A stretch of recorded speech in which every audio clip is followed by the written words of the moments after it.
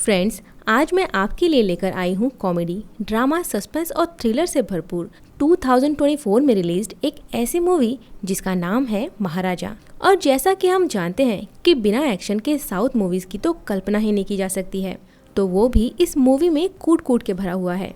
Friends, आज की हमारी कहानी है महाराजा की, जो एक सैलून में काम करता है और हमेशा थोड़ा सीरियस रहता है। उसका बॉस उसे हमेशा इसी बात के लिए डांटता रहता है। बॉस का मानना है कि अगर वो हमेशा ऐसे ही रोनी सूरत बना के रखेगा तो उसके शॉप पे कोई भी कस्टमर नहीं आएगा। एक दिन महाराजा अपने बॉस से 2 दिन की छुट्टी मांगता है क्योंकि उसे अपनी वाइफ के साथ घर का कुछ सामान लेने जाना है। इसके बाद हम देखते हैं कि महाराजा अपनी बच्ची के लिए कुछ खिलौने ले रहा है, लेकिन खिलौना वो अपनी पसंद का नहीं लेता है। वो एक एक खिलौना अपनी वाइफ को दिखाता है जो रास्ते के दूसरी तरफ उसके घर में बैठी थी। और फाइनली जब उसकी वाइफ ने हरी झंडी दिखा दी तब वो एक खिलौना और अपनी वाइफ के लिए कुछ गिफ्ट पैक करवा लेता है। और जैसे ही वो खिलौने वाली शॉप से निकलने वाला था तब उसकी आंखों के सामने ही एक ट्रक आके उसके घर को कुचल देता है, लेकिन उसके घर का एक डस्टबिन सीधे आके बच्ची के ऊपर गिरता है जिससे बच्ची बच जाती है, लेकिन उसकी वाइफ उस एक्सीडेंट में मारी जाती है। सीन चेंज होती है और इस घटना के अब कई साल बीत चुके हैं। हम देखते हैं कि महाराजा की बेटी ज्योति अब काफी बड़ी हो गई है। इस घर में महाराजा, ज्योति और लक्ष्मी रहते हैं। लक्ष्मी कौन? दरअसल लक्ष्मी उसी डस्टबिन का नाम है जिसने बचपन में ज्योति की जान बचाई थी। खैर, पढ़ाई में तो ज्योति कुछ खास अच्छी नहीं है, लेकिन स्पोर्ट्स में वो बहुत अच्छी है। वही महाराजा आज भी नाई का काम करता है। वो महीने भर दुकान पे काम करता है और महीने में एक दिन अपनी बेटी के साथ बिताता है। वहीं ज्योति अपने पापा का पूरा ध्यान रखती है और छोटी मोटी गलतियों पर उन्हें डांटने से भी पीछे नहीं हटती है। यहाँ हम बाप बेटी का एक क्यूट सा रिलेशन देखते हैं। एक दिन महाराजा को ज्योति के स्कूल बुलाया जाता है। ज्योति पर इल्जाम है कि उसने स्कूल के कुछ गेस्ट के ड्रिंक में शराब मिला दी है, लेकिन महाराजा को अपनी बेटी पर पूरा भरोसा है। उसे ये बिल्कुल भी नहीं लगता कि उसकी बेटी ऐसा भी कुछ कर सकती है। इस पर प्रिंसिपल उसकी बेटी की बहुत इंसल्ट करता है। इसी बीच स्कूल की एक टीचर एक लड़के को वहाँ लाती है और एक वीडियो दिखाते हुए बोलती है कि ये काम ज्योति का नहीं बल्कि इस लड़के का है। इस पर प्रिंसिपल उस लड़के को एक थप्पड़ लगाता है और महाराजा को वार्निंग देता है कि इस बार तो मैं तेरी बेटी को छोड़ रहा हूँ, लेकिन अगर कभी भी इसकी कोई शिकायत आई तो मैं इसे छोड़ूंगा नहीं, सीधा टीसी पकड़ा दूंगा। महाराजा हैरान है कि उसकी बेटी से माफी मांगने के बजाय प्रिंसिपल ने ये सब कहा। महाराजा प्रिंसिपल को बोलता है कि सर, मैंने आपसे पहले ही बोला था कि मेरी बेटी ऐसी गलती नहीं कर सकती, लेकिन फिर भी आपने इसे डांटा। सर, आप मेरी बेटी से माफी मांग लीजिए। प्रिंसिपल को तो पहले अपने कान पे यकीन ही नहीं हुआ कि ये आदमी उससे इस तरह से बात कर रहा है। वो तुरंत सिक्योरिटी बुलाता है जो महाराजा को वहाँ से निकालने की कोशिश करते हैं, लेकिन महाराजा वहाँ से निकलने को तैयार ही नहीं है जब तक कि प्रिंसिपल उससे माफी न मांग ले।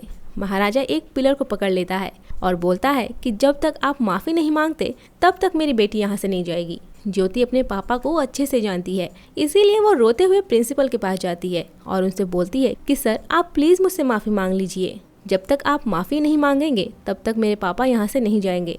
और जब प्रिंसिपल देखता है कि महाराजा ने दीवार इतनी सख्ती से पकड़ रखी है कि दीवार टूट सकती है, घबराकर प्रिंसिपल ज्योति से माफी मांग लेता है। इस घटना के अब कुछ दिन बीत चुके हैं।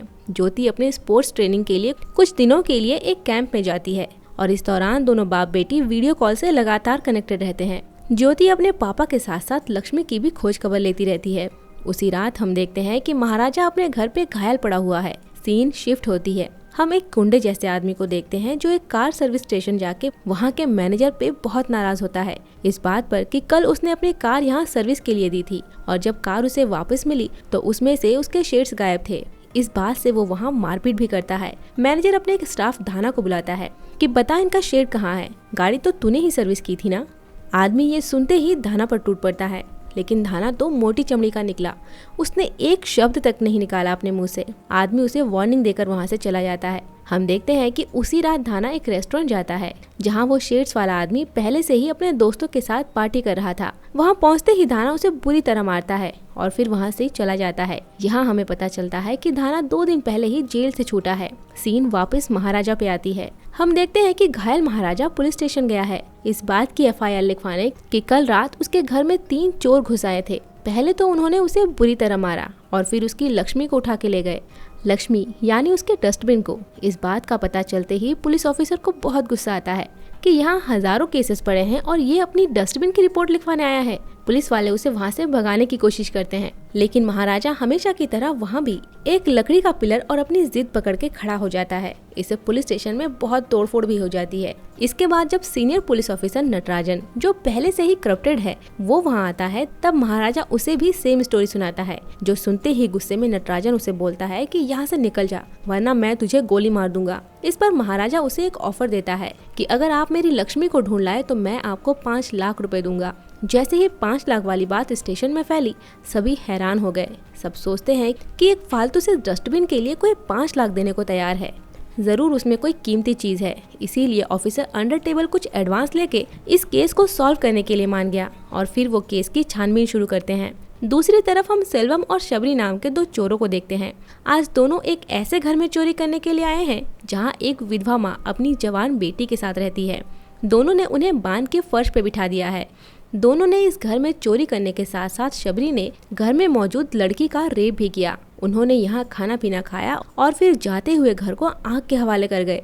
इसी के साथ हमें पता चलता है कि सेल्वम एक फैमिली मैन है, यानी उसकी पत्नी और एक छोटी बच्ची भी है। वो अपनी फैमिली के साथ बहुत खुश है और अपनी बेटी को तो वो जान से भी ज्यादा प्यार करता है। लेकिन यहाँ नोटिस करने वाली बात यह है कि इनके घर में वही डस्टबिन लक्ष्मी है जिसकी FIR लिखवाने महाराजा पुलिस स्टेशन पहुँचा हुआ है। इधर हम देखते हैं कि अपनी ट्रेनिंग के दौरान भी ज्योति लगातार अपने पापा को कॉल पे उनका और लक्ष्मी का हालचाल पूछती रहती है।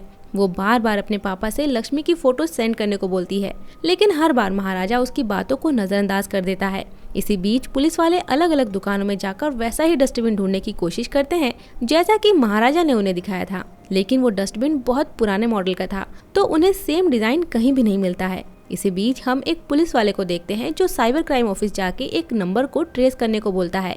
उधर सेल्वम का अलग अलग लोगों के घर में जाकर चोरियां करना जारी है। वो रात में चोरी करता है और दिन में लोगों को दिखाने के लिए अपनी एक छोटी मोटी दुकान पे बैठता है। वो किसी को एहसास तक नहीं होने देता कि चोरी से उसने कितना पैसा कमा लिया है और घर में एक आम जिंदगी जीता है। दूसरी तरफ पुलिस स्टेशन में बैठे महाराजा को 2 दिन हो चुके हैं। तभी उस सर्विस स्टेशन का मैनेजर अपने हाथ में धाना का एक फोटो लिए नजर आता है। उससे पूछने पर महाराजा को पता चलता है कि धाना पिछले 2 दिनों से गायब है। 1-2 दिन पहले ही उसका एक गुंडे जैसा दिखने वाले आदमी के साथ झगड़ा हुआ था। फ्लैशबैक में हमें 2 दिन पहले का सीन दिखाया जाता है कि किस तरह महाराजा धाना तक पहुंचा। उसने उसका पीछा किया। सबसे पहले महाराजा ने उसके आदमियों को अपने उस्तरे से चीर दिया और फिर एक तलवार से धाना के सर को धड़ से अलग कर दिया। मरते मरते धाना महाराजा को इतना बता जाता है कि उस काम में एक पुलिस वाला भी शामिल था। पकड़ सकता है तो पकड़ के दिखाओ उसे। यहाँ से मूवी थोड़ी कंफ्यूजिंग सी हो गई कि आखिर महाराजा ने धाना को क्यों मारा। डोंट वरी, ये हमें थोड़ी ही देर में पता चल जाएगा। खैर, अब जाहिर सी बात है कि उसने पुलिस स्टेशन का नाम लिया था, तो इसी वजह से महाराजा पुलिस स्टेशन के चक्कर काट रहा है और उनकी सारी बातें भी मान रहा है, जैसे उनके लिए खाना लाना, चाय लाना, उनकी गाड़ी साफ करना वगैरह वगैरह। लेकिन पुलिस वाले कहीं ना कहीं महाराजा से अपना पीछा छुड़वाना चाहते थे। वो उन्हें ठीक वैसा ही एक पुराना सा डस्टबिन किसी वर्कशॉप से बनवा के देता है। उधर हम सेल्वम को देखते हैं जो अपनी वाइफ और बेटी के साथ ज्वेलरी शॉप पे बैठा है। अगले 2 दिनों में उसकी बेटी का बर्थडे है, इसीलिए वो उसके लिए एक रेड डायमंड की चेन लेता है, लेकिन इसकी डिलीवरी उन्हें 2 दिन बाद ही मिलने वाली है।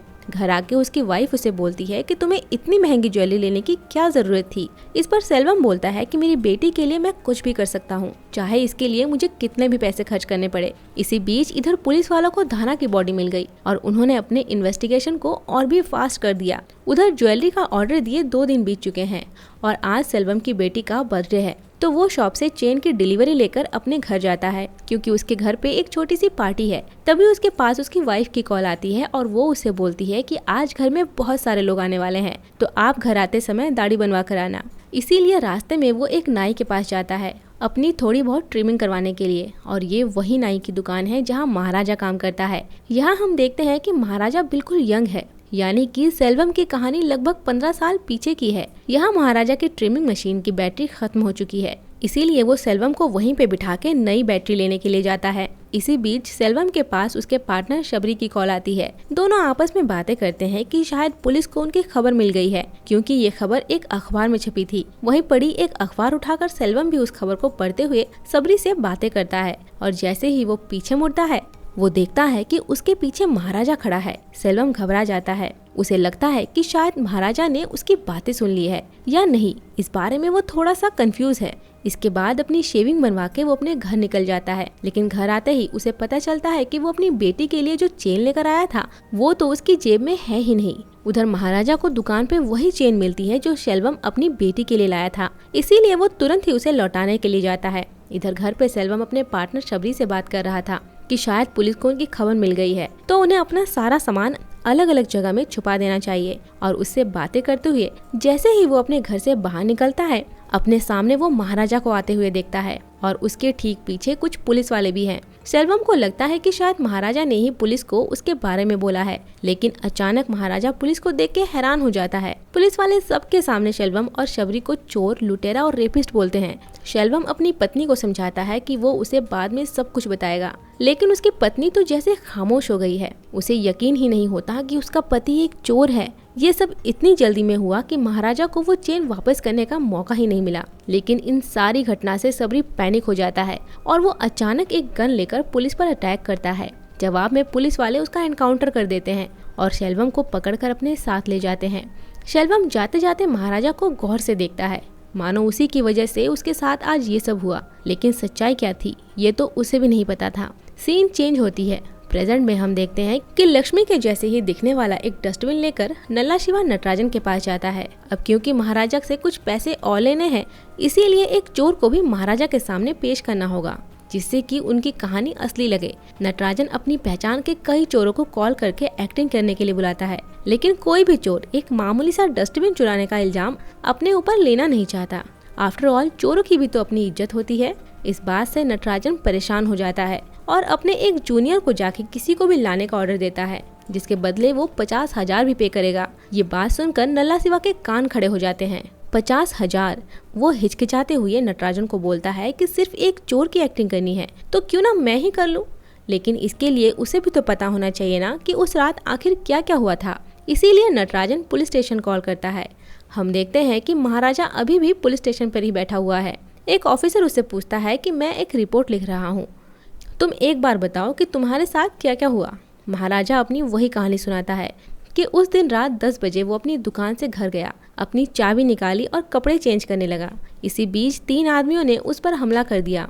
उसने उनमें से एक का हाथ भी काट लिया और उन्होंने उसे बहुत मारा और उसकी लक्ष्मी को उठा के वहाँ से ले गए। मैं बहुत डर गया था क्योंकि वो लोग बहुत बड़े थे। ये स्टोरी सुनकर नल्ला शिवा के होश उड़ गए और वो चोर बनने की एक्टिंग नहीं करना चाहता था, लेकिन नटराजन उसे जाने नहीं देना चाहता क्योंकि बड़ी मुश्किल से उसे कोई मिला था जो चोर बनने के लिए राजी हुआ है। उसी समय हमें फ्लैशबैक में जो कहानी दिखाई जाती है उससे मेरे रोंगटे खड़े हो गए। हम देखते हैं कि महाराजा ने जो बताया वो बिल्कुल ठीक था, लेकिन ऐसा उसके साथ नहीं बल्कि उसकी बेटी के साथ हुआ था। दरअसल कई सालों की सजा काटने के बाद सेल्वम जेल से निकला था, लेकिन बदले की भावना उसके मन से कभी नहीं गई और जेल से निकलते ही उसने अपना बदला पूरा करने की सोची, जिसके लिए उसने धाना और नल्ला शिवा की मदद ली। तीनों एक साथ महाराजा के घर पहुंचे उसे मारने के लिए, लेकिन उस दिन महाराजा को घर आने में देर हो गई क्योंकि वो अपनी बेटी के लिए नए शूज लेने गया था और उसकी बेटी उसी दिन ट्रेनिंग कैंप से लौटी थी। घर आके वो देखती है कि उसके पापा आज अभी तक नहीं आए हैं। वो सबसे पहले अपना सामान रखती है और फिर नहा के कपड़े बदलती है। वो इस बात से बेखबर है कि उसके घर में 3 लोग पहले से ही मौजूद हैं जो पीछे का दरवाजा तोड़कर अंदर घुसे थे। खूबसूरत ज्योति को देखकर नल्ला शिवा की नीयत खराब हो गई। ज्योति को जैसे ही एहसास हुआ कि उसके घर में कोई है, ठीक उसी समय नल्ला शिवा ने उस पर हमला कर दिया। पहले तो तीनों ने उसे बहुत मारा और फिर बाद में नल्ला शिवा ने अपनी हवस मिटाई। उसे उसी हालत में छोड़कर तीनों वहां से चले गए। महाराजा जब घर पहुंचा तो अपनी बेटी की ये हालत देख के बिल्कुल टूट गया। वो तुरंत उसे हॉस्पिटल लेकर जाता है। ज्योति अपने पापा को सारी बातें बताती है कि वो 3 लोग थे। उसमें से एक आदमी का पेट बहुत मोटा था और उसके पीठ पे एक कान जैसा कुछ था। इतना काफी था उसके लिए। सबसे पहले महाराजा ने किसी तरह घाना का पता लगाया और उसका मर्डर किया। फिर घाना से उसे किसी पुलिस वाले का भी इसमें शामिल होना पता चला और उसके बारे में पता करने के लिए ही वो पुलिस स्टेशन गया। लक्ष्मी को उसने हॉस्पिटल में ज्योति के बेड के नीचे ही छुपाया और फिर पुलिस स्टेशन जाकर लक्ष्मी वाला नाटक रचा। साथ ही ये इनाम भी रखा कि जो उसे ढूंढ कर उसे देगा वो उसे 5 लाख का इनाम भी देगा। और जब उसने देखा कि उसके केस को ज्यादा सीरियसली नहीं लिया जा रहा है, तब उसने 5 में 2 और जोड़ दिया। फोन पे महाराजा की बातें सुनकर नल्ला शिवा को पता चल गया कि उसने तो उसी घर में जाकर उसकी बेटी का रेप किया है जिसके लिए इतनी मेहनत से डस्टबिन बनवाया। तब वो बहाना बनाने लगा, लेकिन जब नटराजन ने उसे जबरदस्ती वहाँ रोक लिया तब वो अपनी पत्नी के बहाने सेल्वम को कॉल करता है, लेकिन किसी काम में बिजी होने की वजह से सेल्वम उससे सही से बातें नहीं कर पाता। यहाँ से सीन ज्योति पर जाती है जो हॉस्पिटल में है और उसकी हालत देखने से हमें साफ पता चलता है कि उसके साथ कितना टॉर्चर किया गया। उसके चेहरे पे कई चोट के निशान हैं। उसका एक हाथ और एक पैर भी टूटा हुआ है। उधर पुलिस नल्ला शिवा को लेकर महाराजा के घर पहुंचती है।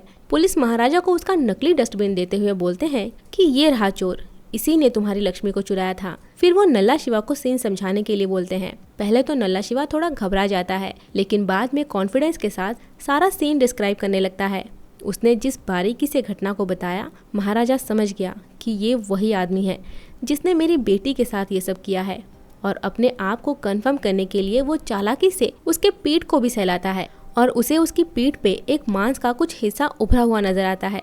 वो अब इससे अपना बदला लेना चाहता है, लेकिन सबके सामने नहीं। इसीलिए वो नटराजन को बोलता है कि सर कोई बात नहीं, मेरी लक्ष्मी मुझे मिल गई, आप इसे छोड़ दीजिए।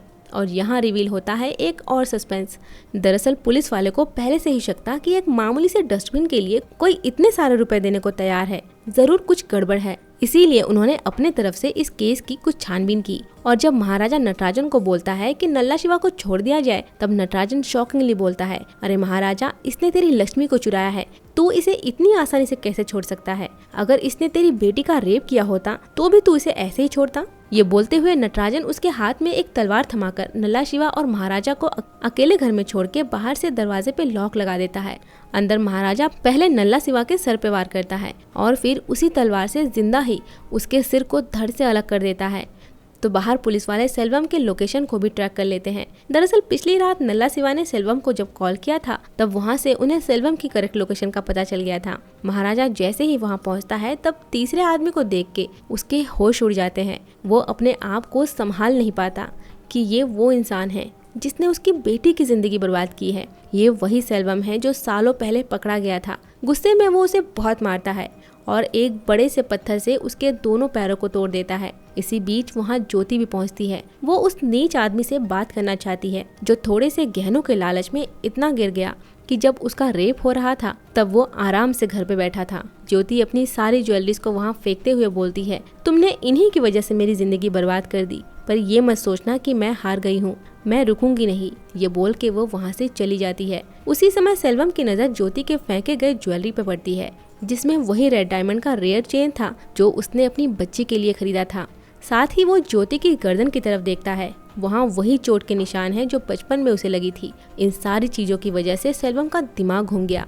वही फ्लैशबैक में हम देखते हैं कि जब महाराजा अपनी बेटी के लिए खिलौने खरीद रहा था, तब वो अपनी नहीं बल्कि सेल्वम की बच्ची के लिए खरीद रहा था। दरअसल उस समय वो सेल्वम के घर पर ही था। उस दिन जब वो उस ज्वेलरी को वापस करने गया, तब अचानक पुलिस वहाँ आ गई और वो ज्वेलरी वापस नहीं कर पाया था। बाद में जब वो उसे वापस करने गया तो सेल्वम की वाइफ ने उसे लेने से मना कर दिया। इसीलिए महाराजा की वाइफ ने सेल्वम की बच्ची के लिए उसे कुछ खिलौने लाने के लिए बोल दिया। और जब वो खिलौना लेकर वापस आ रहा था, उसी समय एक ट्रक एक्सीडेंट में महाराजा की पत्नी और बच्ची के साथ साथ सेल्वम की पत्नी की भी मौत हो गई। लेकिन उस डस्टबिन के सेल्वम की बच्ची के ऊपर गिरने की वजह से वो बच गई। महाराजा ने उस बच्ची को उठाया और उसे अपनी बच्ची मान लिया।